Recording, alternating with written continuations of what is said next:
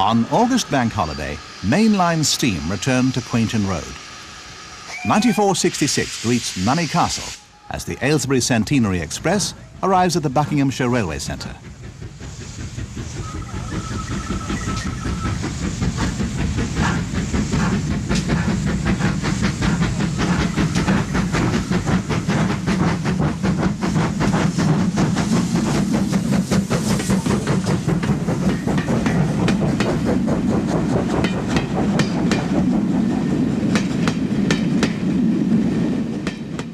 The event reintroduced steam traction to a 6-mile section of the former Great Central Main Line.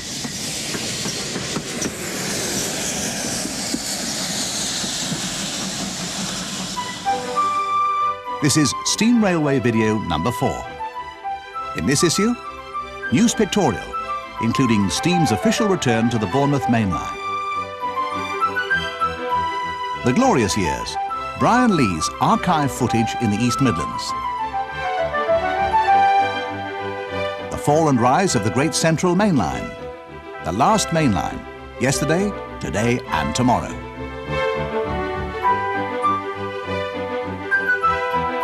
Pick up Pannier, something special in the Forest of Dean. The Highland Fling, 1992 action from the Northern Bell and the West Highland Extension. Mainline Steam Diary, the video steam calendar.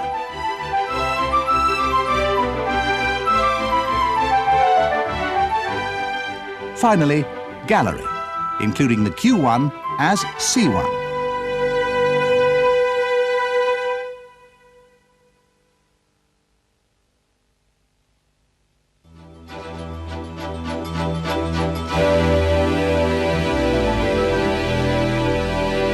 Sir Nigel Gressley returned to passenger services at the Seven Valleys Autumn Steam Gala. The A4 Locomotive Society had just completed a full overhaul on the engine. This locomotive last steamed in 1989.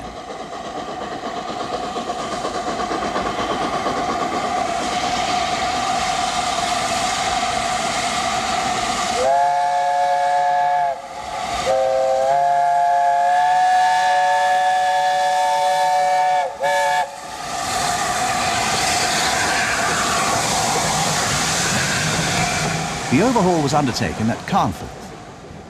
4498 had been withdrawn after the discovery of hairline fractures in the firebox.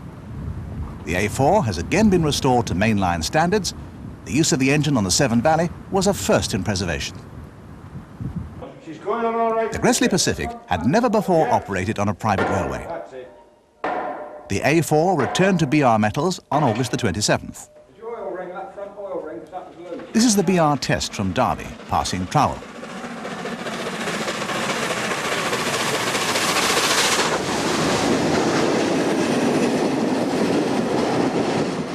The locomotive passed with flying colours and was expected to return to mainline passenger services 3 days later. Unlucky for some. This is the Furness Flyer, the train booked for the A4. 8F 48151 substituted.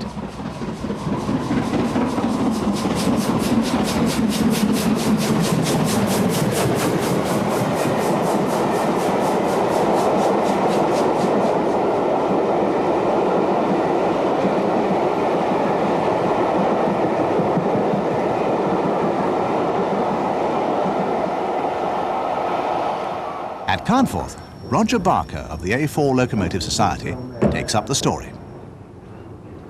When we returned from Derby after the test run, Friday we had a good look round, checked everything and found things to be okay.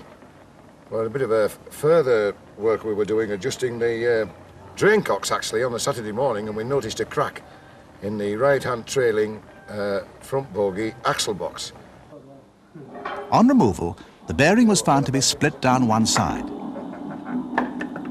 Fortunately, the Severn Valley Railway were able to assist, and the A4 was ready for the Ian Allen tour the following weekend. The locomotive was coaled up in preparation. We were returning onto No.3 road to go over the pit for the night, because we were due off shed at 5 o'clock, well, 5:50 in the morning.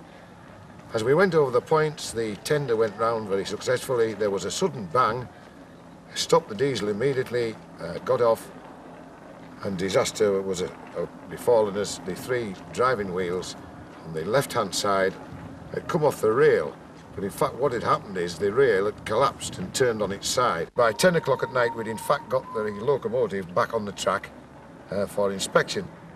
The problem was that, having spoken to BR and told them what had happened, it is now mandatory, if anything comes off the rails, that all the axles have to be ultrasonic. The only solution was to light up the standby engine. Flying Scotsman.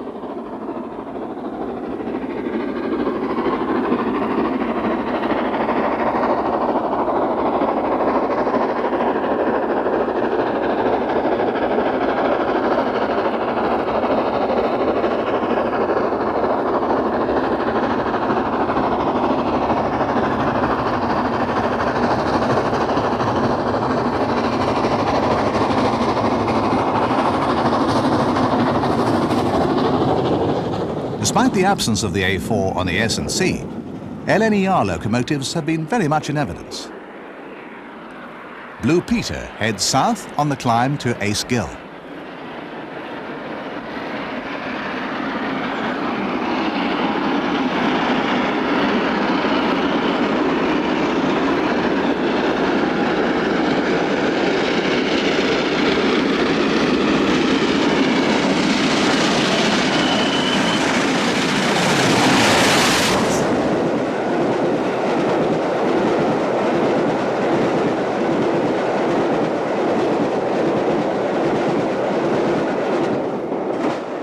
On August the 1st, another LNER locomotive was in action on the route.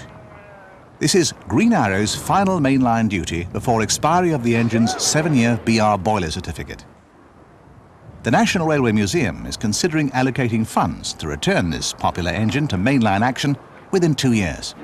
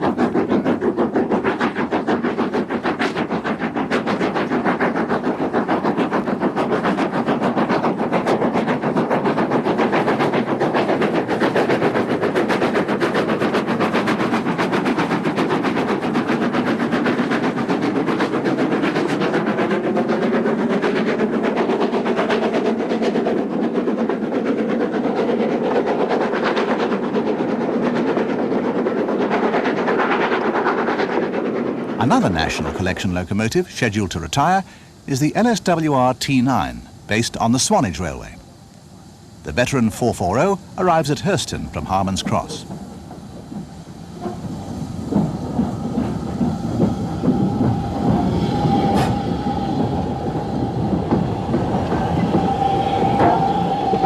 The Southern Steam Trust, based on the railway, is to launch an appeal to return number 120 to mainline action.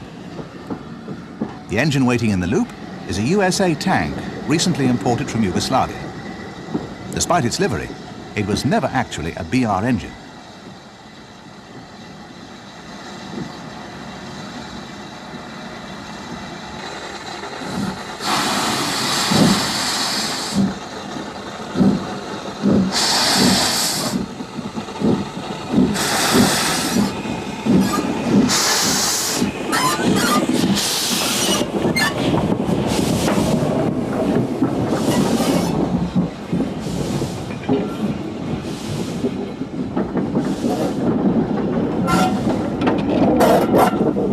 The previous weekend, the Leighton Buzzard Narrow Gauge Railway was celebrating its Silver Jubilee. The gala featured a staggering 12 engines in steam. Only 5 of these are resident at the railway. Brunhilde from Bredgar and Wormshill pilots ELF into the station. Leighton Buzzard engines were required on each train. The visitors were incompatible with the local coaching stock. Montalban, on loan from the West Lancashire Light Railway, pilots ELF.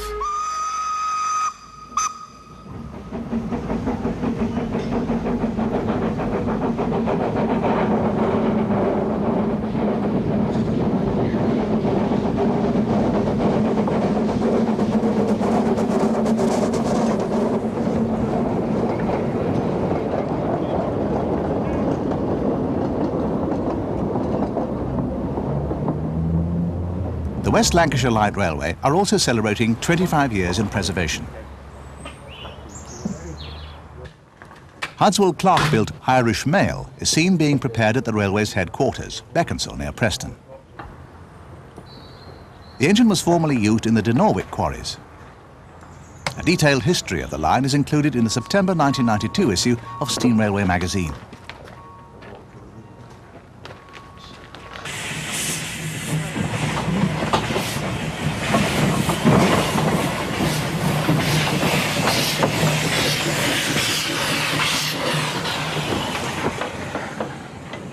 The railway is approximately a quarter of a mile in length. Irish Mail approaches the terminus of the line at Delft.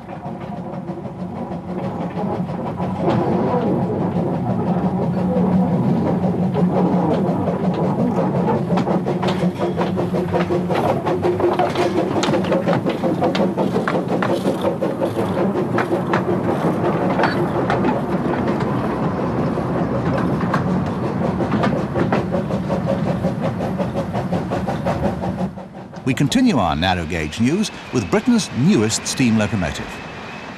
This is the latest locomotive to emerge from the Festiniog Railway's workshops at Boston Lodge. The new Fairley 0440 approaches Tanagrissiow with a service from Fort Maddock. Eventually, the engine is to be named David Lloyd George.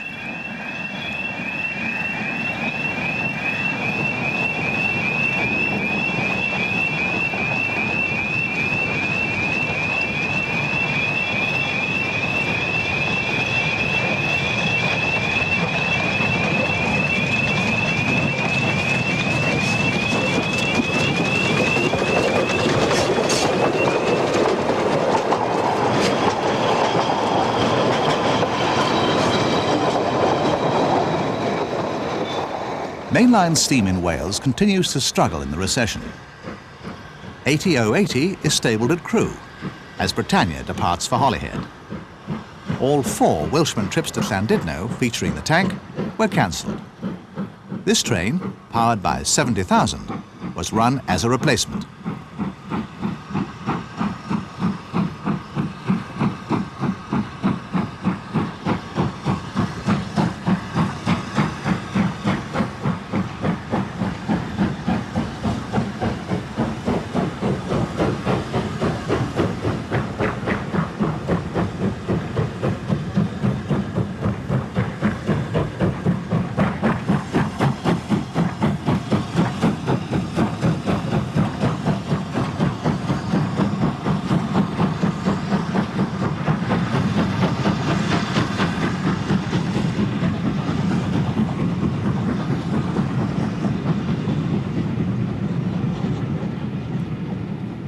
The North Wales Coast Steam Programme has had a troubled year. This is the last steam rail tour booked for 1992. Princess Margaret Rose powers the Outward Ynysmon Express to Holyhead.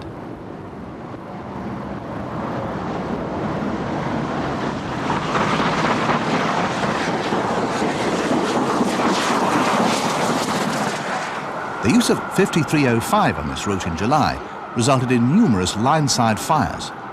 A steam ban was imposed. On the 5th of August, the North Wales Coast Express was diverted to the S&C. No bull.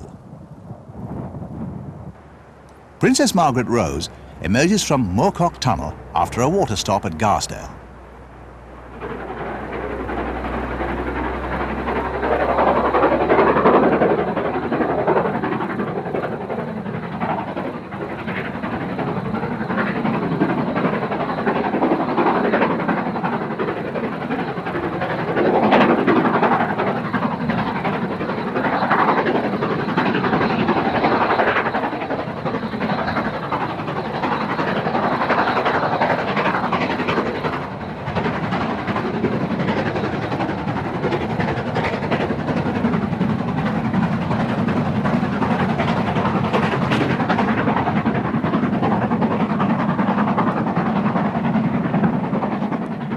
established steam route to a new steam route. Network South East has officially ended the steam ban on the Bournemouth main line. NSE has indicated that steam can now operate over third rail metals after dark. However, all daylight operations on electrified lines are to be piloted. Tor Valley and its complete train was hauled out of the sidings at Clapham Junction. This train would work ECS to Waterloo, the Bullet bringing up the rear.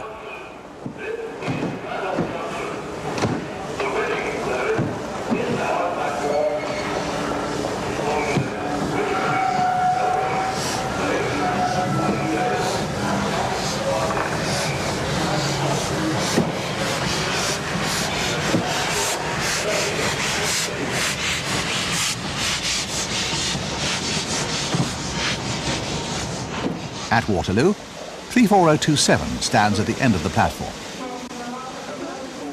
The Bullet would not depart until 8 p.m, well after sunset. Tor Valley became the first steam engine to work from the terminus for 25 years. The rebuilt Bullet was booked to visit Bournemouth for an open weekend. This tour was effectively a positioning run. At Bournemouth, crowds line the platforms as the first steam-hauled passenger train since 1967 terminates.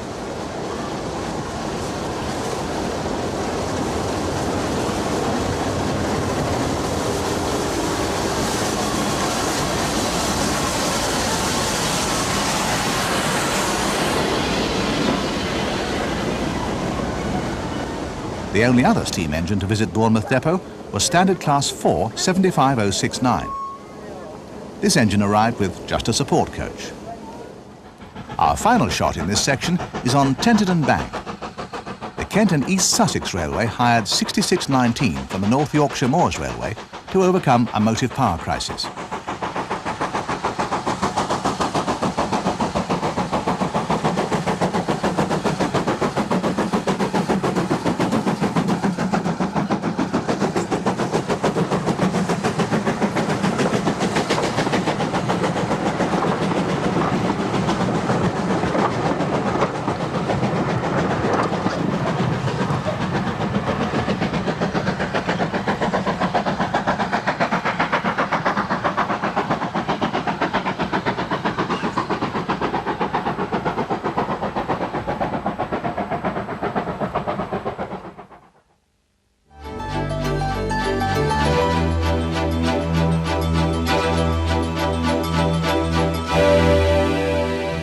The Nottingham area once boasted a network of lines created by three rival pre-grouping companies, the Midland, the Great Northern and the Great Central Railways. In this section, we concentrate on the former Midland routes in the 1960s using the archive film of Brian Lee.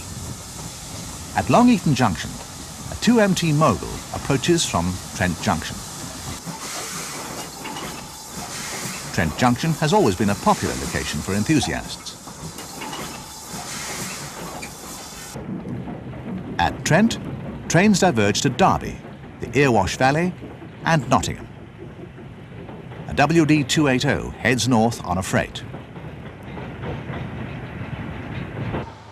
At Lenton, a triangle of lines gives access to the north for trains using the Derby to Nottingham main line. 42588 heads north towards Radford on a local service.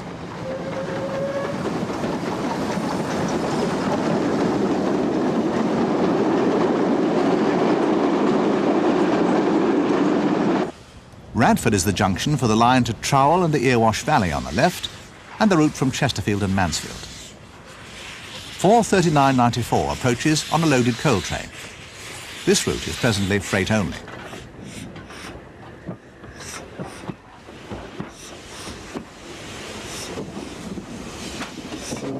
From a 4F to a 1F.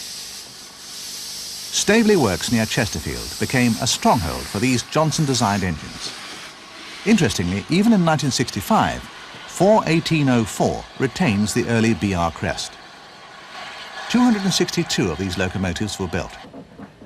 ROD 280 number 63706 shunts in Staveley Yard. These engines ended their days on the former Great Central Metals. The works was once served by both the GC and the Midland Railways. The GC route to Nottingham shadowed the Great Northern and Midland lines. Hucknall benefited from 3 stations, one on each route. 90492, a WD 280, passes on a loaded coal train. Today, Hucknall is not even on the passenger network. Only the Midland line remains. Our final view is at Nottingham Victoria, the Great Central's principal station in the city. B1 61210 arrives. The glorious years on the Great Central were to come to an end in 1966.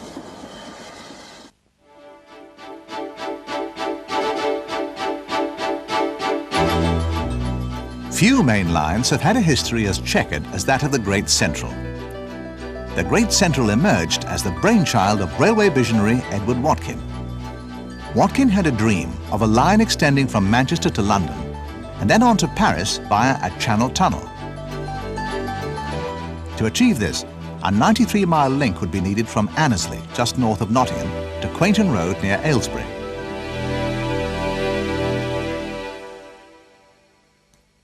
The route would then run via Nottingham, Leicester, Rugby and Woodford. A total of 12 contracts were awarded. The 8th would comprise the construction of a 2-mile link to a new terminus at Marylebone. This was one of the last great railway projects.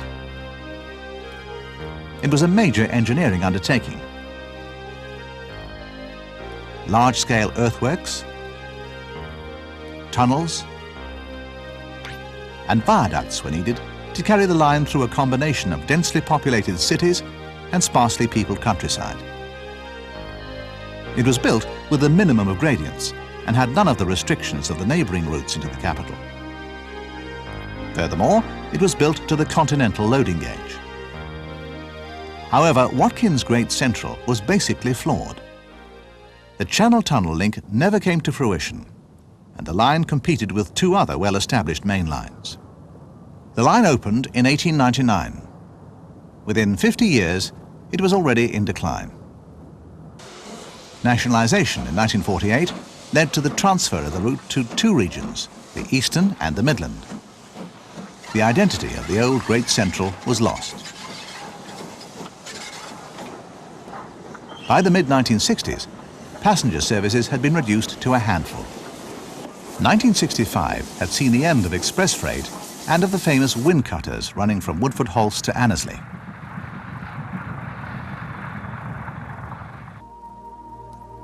Complete closure of the Great Central as a through route came on the 4th of September 1966.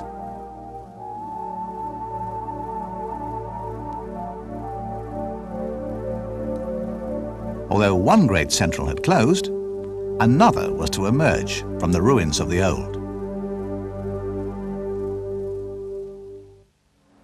Marylebone, Watkin's London terminus, became the only Great Central station on the London extension to be retained into the 1990s. BR suburban services to Banbury and Aylesbury utilised this station. In 1986, mainline steam returned to Marylebone. A feast of locomotives departed over a period of 5 years. In addition to Sir Nigel Gresley, Flying Scotsman, Green Arrow, Clan Line, Clun Castle and the Duke of Gloucester all visited. Sadly, steam at the station was curtailed as a modernisation programme was implemented.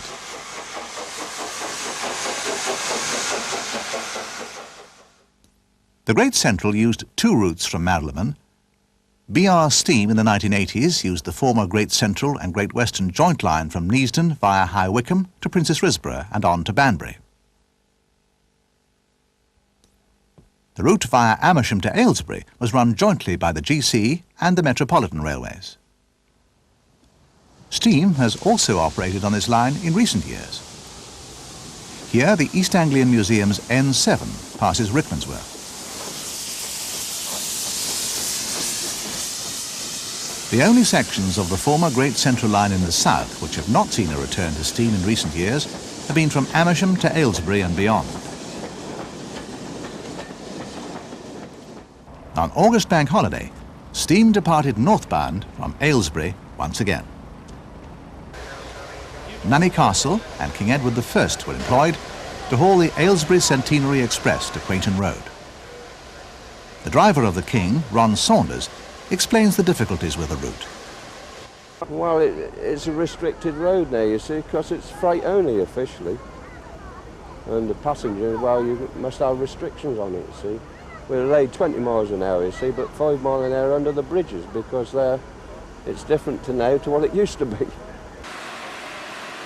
The previous day, Phil Marsh, Public Relations Officer for the Buckingham Railway Centre, places the headboard on the castle prior to the first departure.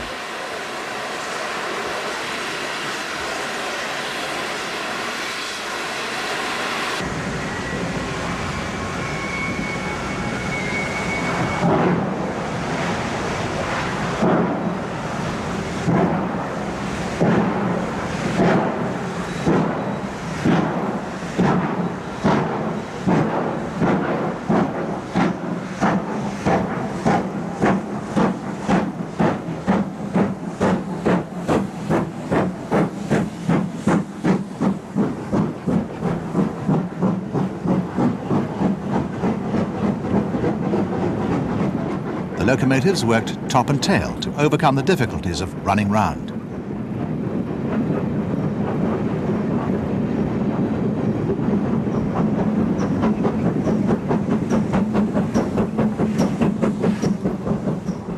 One intermediate station once existed between Aylesbury and Quainton Road, Waddesdon Manor. The top and tail combination of Castle and King approached the site of the former station with caution.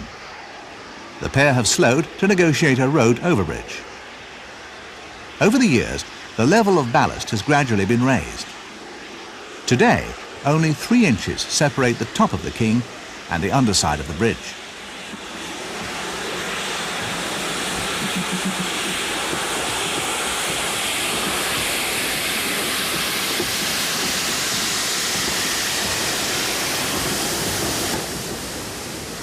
This is the view looking north from the same bridge later the same day. When the second engine is clear, the pair accelerate to Quainton Road.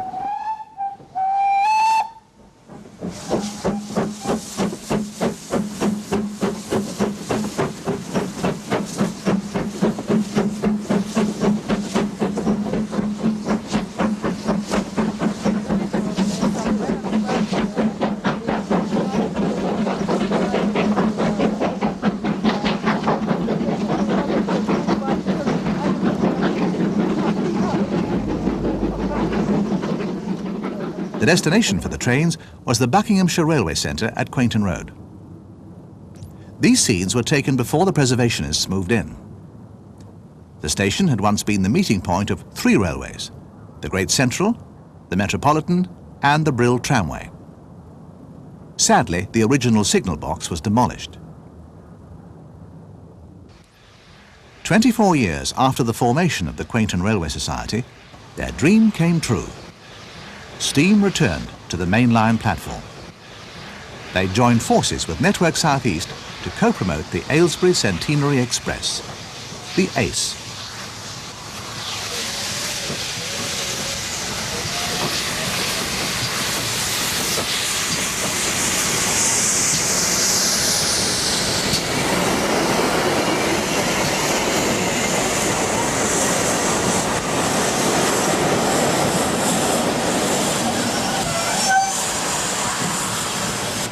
The inclement weather resulted in stunning lighting conditions for brief spells during the day. The King was returning home.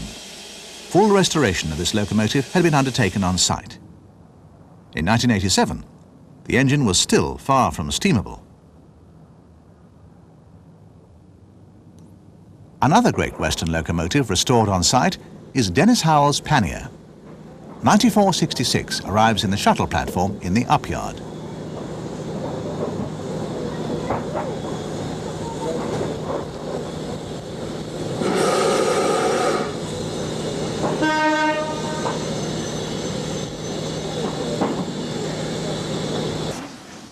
Working the downyard was Peckett Tank Gibraltar, operating a demonstration freight from the former Brill tramway platform.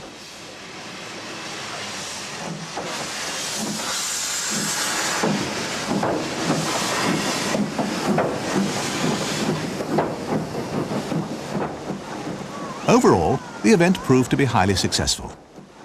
Despite the appalling weather, 2,700 passengers travelled on the Ace, and Quainton Road was well and truly placed in the spotlight. We continue our journey north. The BR line only continues for approximately 5 miles. It's retained to serve a waste depot at Calvert and a fertiliser depot at Aikman Street on the former Aylesbury avoiding line. Beyond Claydon Junction, just north of Calvert, the line has virtually disappeared. Brackley Station building survives, ironically, as a tyre depot. But all was not lost. 61 miles north of Quainton Road, the Great Central Railway are rebuilding an 18-mile stretch of the former main line. Loughborough is the base for the preserved operation. At present, the Great Central operates south from Loughborough to Corn and Woodhouse, Rothley and Leicester North, formerly Belgrave and Birstall. The railway has an impressive stud of locomotives. Collipur is on loan from Tyseley, the 52XX, Cloncastle,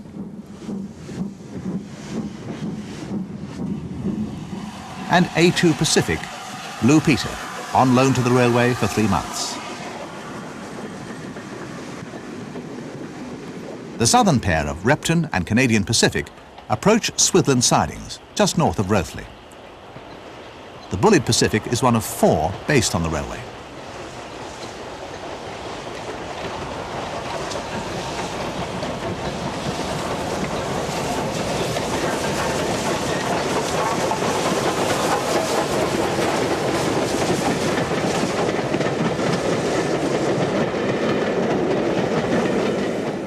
The Great Central Railway is extremely ambitious. John East, the GC publicity officer, talks about the future. Right, on November the 12th, we launch our second share issue for initially £2 million. The idea of that is to raise money towards the building of a terminus station at Leicester North and also to complete the double track mainline project. Here we are at Swithland, which is the starting point of that double track project, which also includes a number of sidings and the recreation of a 1950s period goods yard, together with road transport vehicles as well. When we've completed double track from here to Loughborough, we shall have just over 5 miles, and so we shall be able to run passenger trains at hopefully realistic speeds which pass each other, and run freight trains which can be passed in the loop by the passenger trains. Obviously, one of the things which is important about mainline image is the operation of freight trains, which is why we launched the Wind Cutter appeal in the first place. It has to be said that we didn't expect such an enormous response initially, but the size of that response meant that we could start work immediately, and you can see behind me the first 4 wagons for the Wind Cutter train. As we talk, the others are about to be loaded at the Austin Rover plant at Longbridge in Birmingham, and that will mean that we've then got 28 out of the 30 wagons that we need. We hope therefore within a very few weeks to be able to run the first Wind Cutter on the Great Central Railway for many, many years, and that's yet another step towards our mainline image.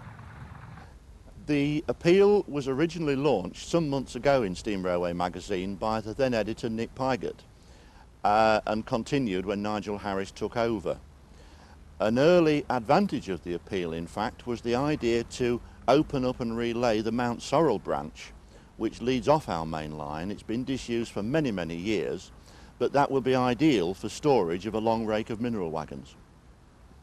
Swithland Sidings is a major project which was financed largely by one of our own enthusiasts, David Clark, who was seeking to recreate the appearance of the Great Central joint line in the 1940s, where he worked as a relief signalman.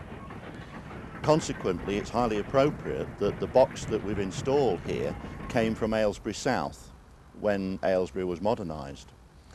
We shall have at Swithland not only the double track main line, but long passing loops on both the up and down line, together with a fan of sidings into a cattle dock and to a small locomotive depot behind the signal box. The ultimate idea is to create a replica goods yard with all the facilities that would have had in the 1950s, with road transport vehicles, cobbled areas, yard cranes and so on. At Loughborough, the railway's latest engine, Boscastle, returns to steam at the October Gala. This was only the second time in 27 years that a fire had been lit in the Bullid. To the left of the depot, another extension is under consideration. The railway is planning to extend to a new terminus 10 miles north at Ruddington. One problem will be crossing the Midland Main Line. The BR-owned line remains in situ, although severely overgrown. Steam could return here by the end of the century. Watkin's dream of a fast, modern link to the continent was to be left to another generation of railway builders. Meanwhile, it's the preservationists who are recreating a new railway from the ruins of the old.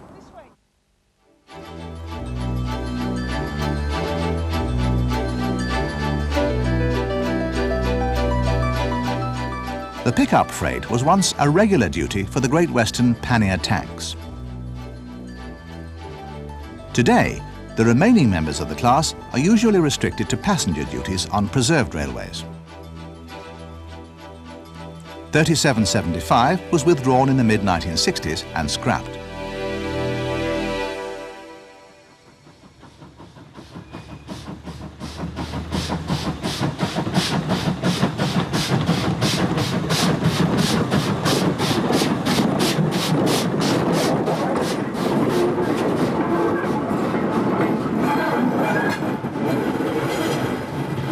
The story of this locomotive's revival starts at Norchard. Low level is the current passenger station. The high level line would be the route for the works train. The pannier was being prepared on shed. 3775 is in fact 9681. This locomotive was once based at Rudder in the Cardiff Valleys. The renumbering was undertaken to resurrect a long-lost regular Forest of Dean engine. 3775 was once allocated to Gloucester Depot and subshedded at Lydney. This is the scene at Lydney Riverside Station, the eastern terminus of the Dean Forest Railway. The disguised tank is hauling the wagons from the yard adjacent to the BR station.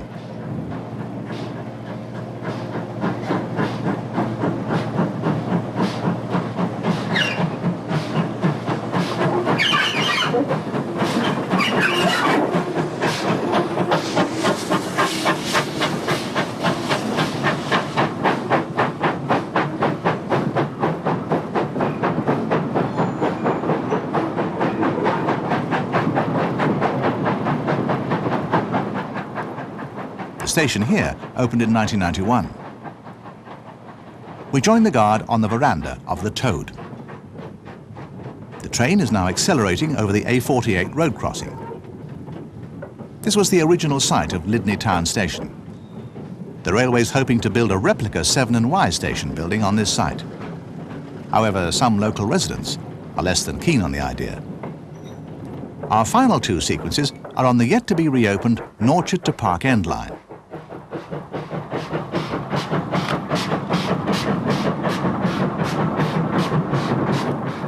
Unfortunately, a landslip on this section prevents access to Park End. A real byway atmosphere is created as nature threatens to engulf the line.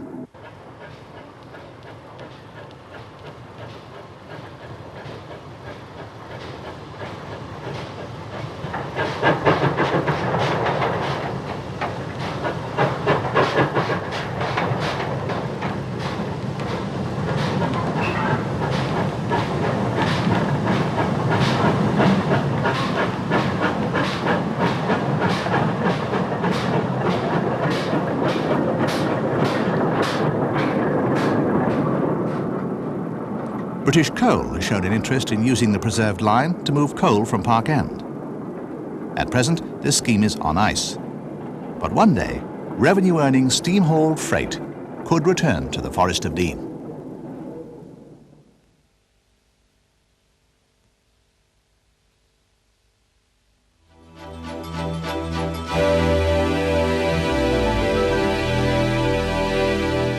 "25 years have elapsed since a Black 5 steamed at Aberdeen.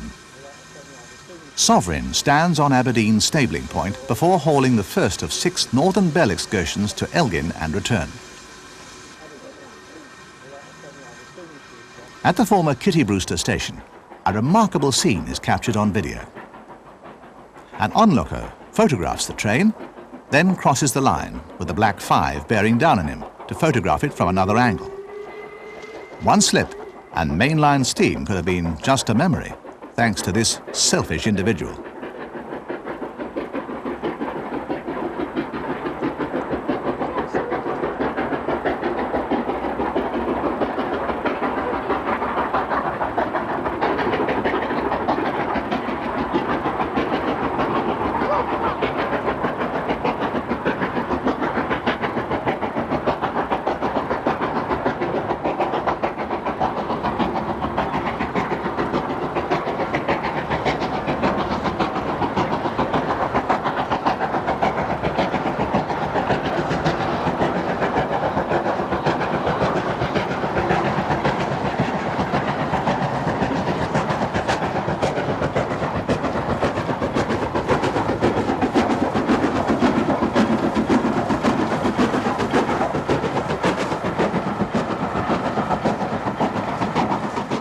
Originally, 8 tours were envisaged. However, the price was perhaps a little too high for holidaymakers. Organiser John Begg is proposing a repeat next year at a lower price. 4:48:71 accelerates after crossing the River Tay on the outward journey.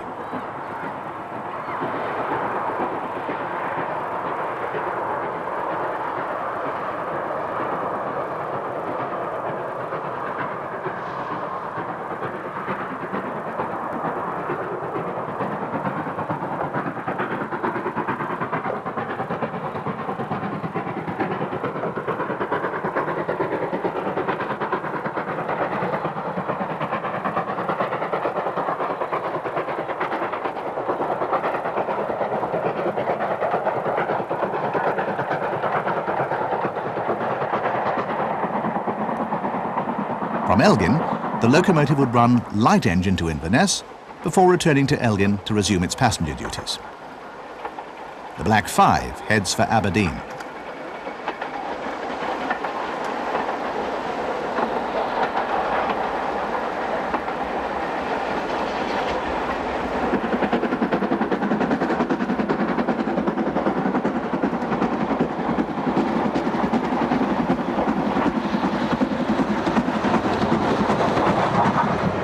Special dispensation was given for the final Northern Bell to work along the entire route to Inverness. The route from Aberdeen to Inverness was not the only line in Scotland to host regular mainline steam this summer. On the West Highland extension, steam returned for the 9th consecutive year. Black 5 5407 has been one of the most regular visitors. In 1992, the locomotive returned for its 4th season of operation. Paddy's engine approaches Morra en route to Mallaig.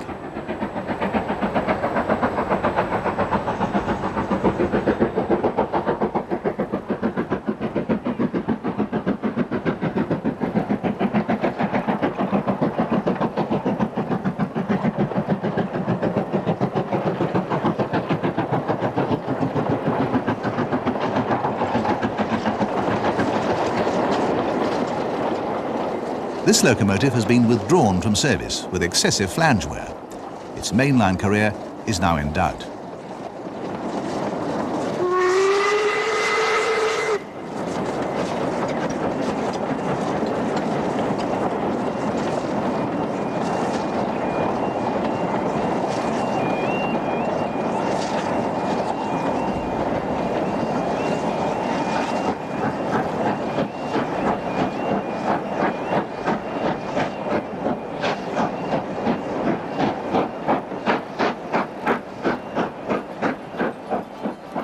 Steam returned to the West Highland in 1984. 5407 hauled the first train on the 25th of May. Another Black 5, Stevenson, and Maud shared duties during the first season. To date, 8 different engines have visited the route, including 3442, the Great Marquis, specifically designed for use on this line. This year, the second locomotive is the K1.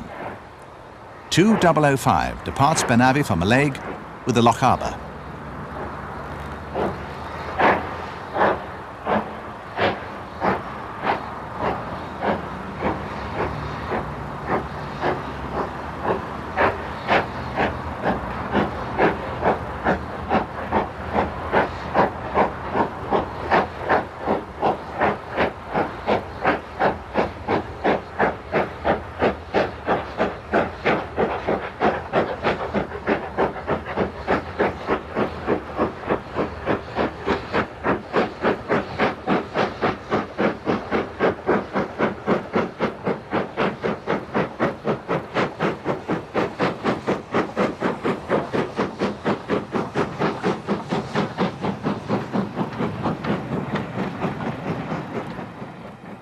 The Fort William steam operation is run by BR. In high summer, the locomotives are rostered for 3 Lochaber and 1 Royal Scotsman duty each week. The K1 passes over the most famous structure on the line, the concrete viaduct at Glenfinnan. The train is the Wednesday's only luxury Royal Scotsman.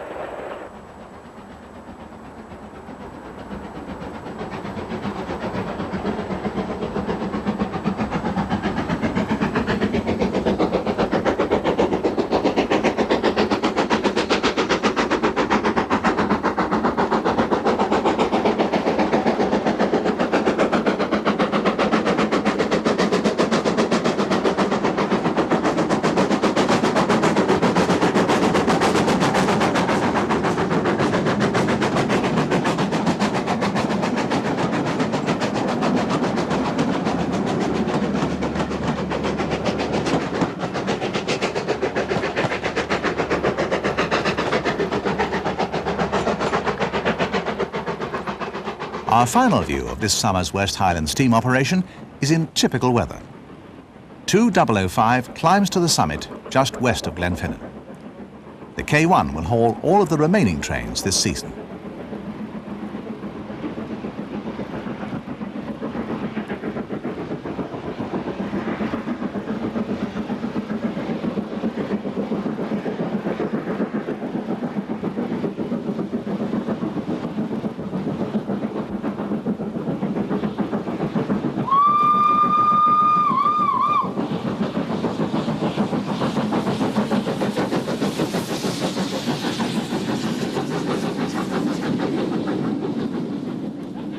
In 1992, ScotRail Public Relations initiated plans to return a former North British engine to its home territory, the West Highland. Glenn Douglas has been rescued from the Glasgow Transport Museum and moved to Bowness for a full restoration to mainline standards. These views were filmed in the 1960s. The locomotive's destination was Fort William. Very appropriate.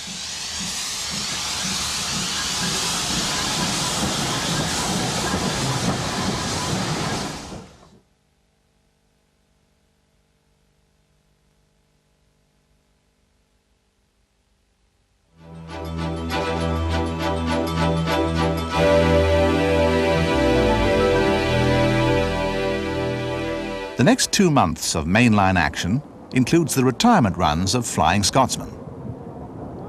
The A3 crosses Lunn's Viaduct on the joint Ian Allen and A4 Locomotive Society tour on the Settle and Carlisle. Only 2 tours are booked for this locomotive before its 7-year BR boiler certificate expires. However, it will not immediately retire.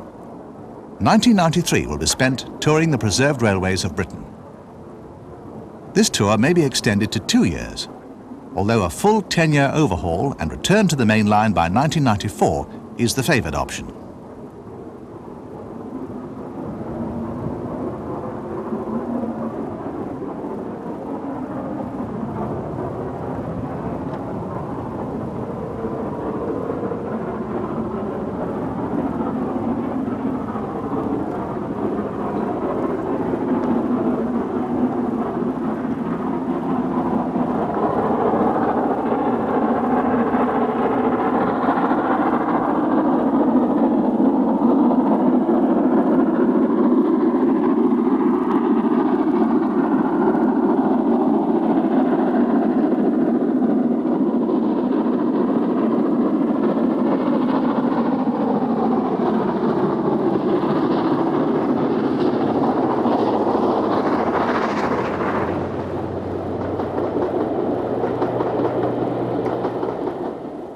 The A3 was to have become one of 3 engines to feature on the Cumbrian coast route in the next 2 months.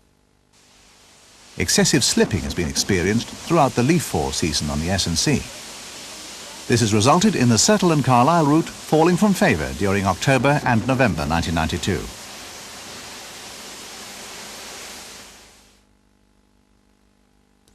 Flying Scotsman will complete its duties in the south. Other attractions include network shuttles on the Henley branch, and 777 is again booked to return to Exeter.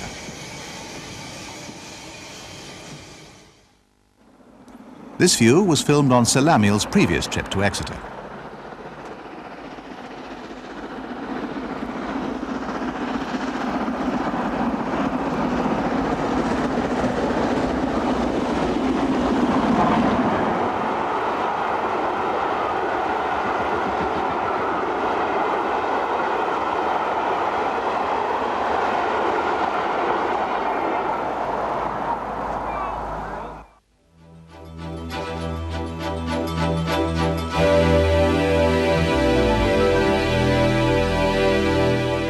Our gallery section opens with the Q1 on a photographer's freight on the Bluebell Railway. This National Collection locomotive has recently returned from overhaul and now sports its original livery as Southern C1. The engine has not steamed for 9 years.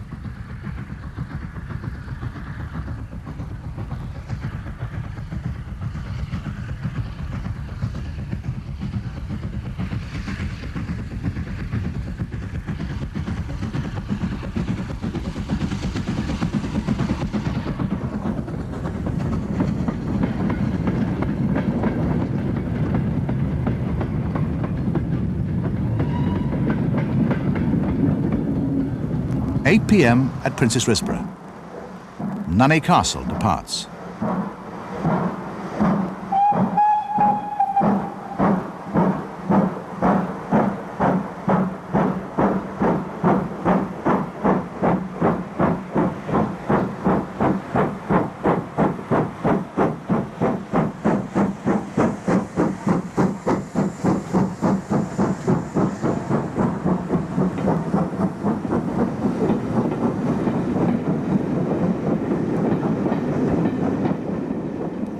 This train was run in conjunction with the Aylesbury centenary celebrations.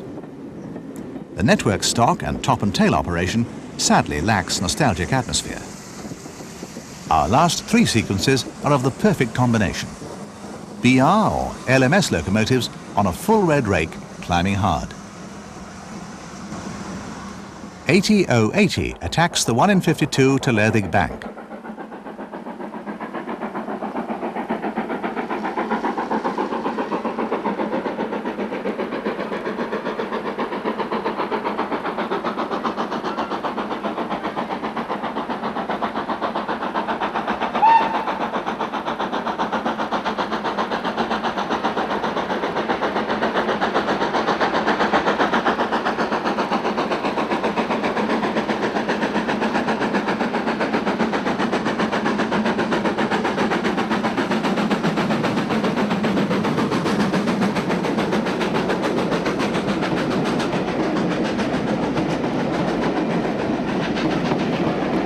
Standard 4 is now officially the fastest engine on the bank in preservation.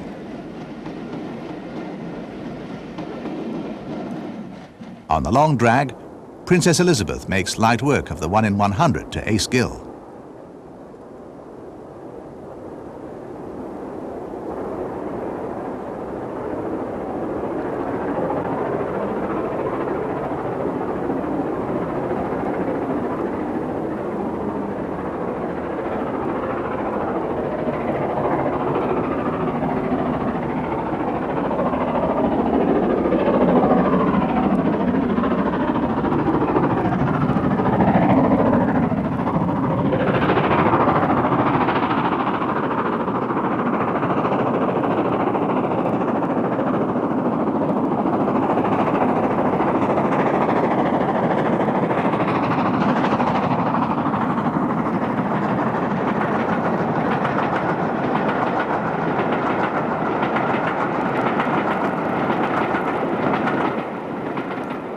sister engine, Princess Margaret Rose, completes our trio. The Pacific climbs out of Holyhead, the final North Wales steam excursion of 1992.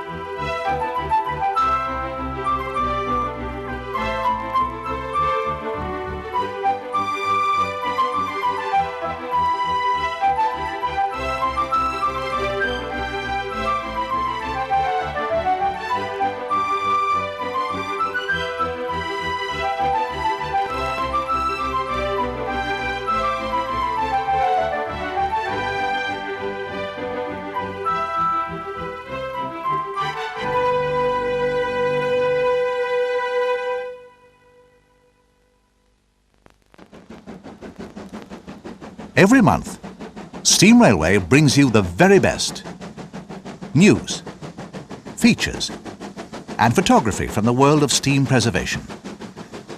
Steam Railway, from your newsagent, every month.